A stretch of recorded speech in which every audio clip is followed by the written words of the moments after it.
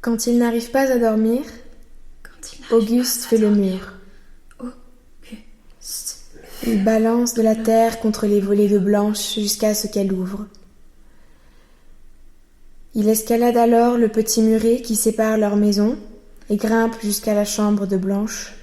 Il escalade leur maison jusqu'à Blanche. En tirant les volets derrière eux, elle enferme la nuit dehors. Aujourd'hui, quand le sommeil manque, Auguste regarde par la fenêtre. La nuit derrière les volets. Regarde! Parfois, il fait des brasses en plein ciel. Le sommeil manque derrière les volets. Si peu de choses en somme. Si peu de choses.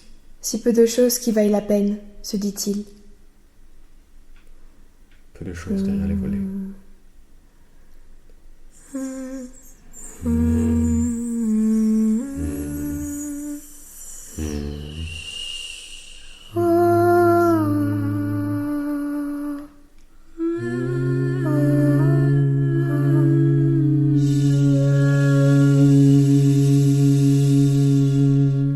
Quand il n'arrive pas à dormir, Auguste fait le mur. Il balance de la terre contre les volets de Blanche jusqu'à ce qu'elle ouvre.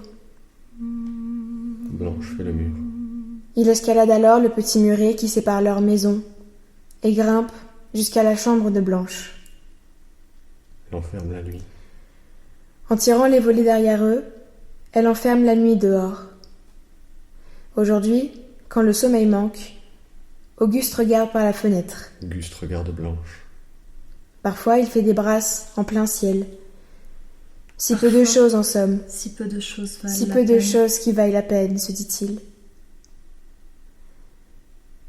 Si peu de choses.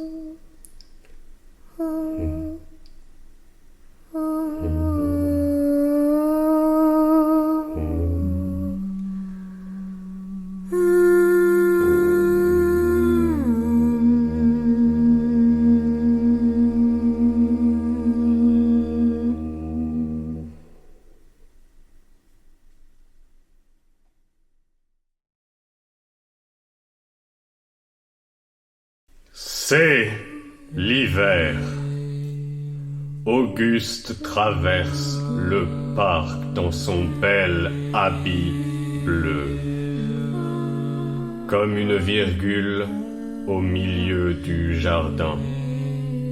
Ses pas font craquer la neige qui rejette une feuille caduque de ses archives.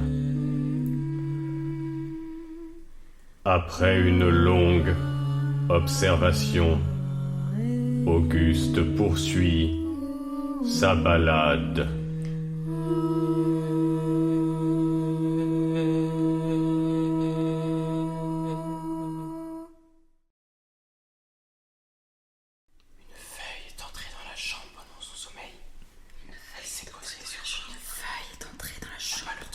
Une feuille est entrée dans la chambre pendant son sommeil. Elle s'est posée sur son lit. Il n'a pas le temps de la saisir, qu'une parole le fiche sur place, coupant violemment le réel en deux.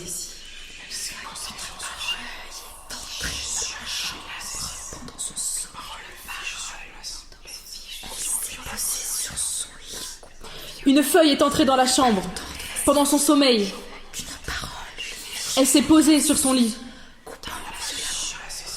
Il n'a pas le temps de la saisir, qu'une parole le fiche sur place, coupant violemment le réel en deux.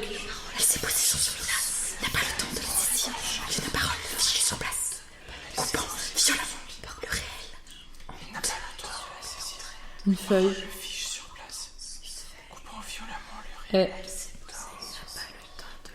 entrée dans la chambre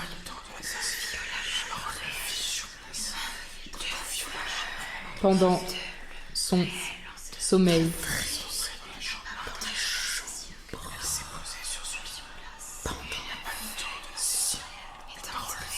Elle s'est posée sur son lit.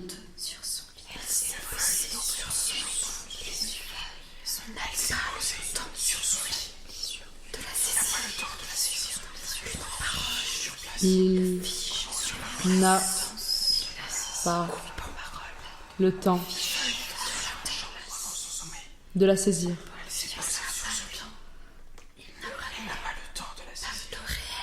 Une parole le fiche sur place, coupant violemment le réel en deux.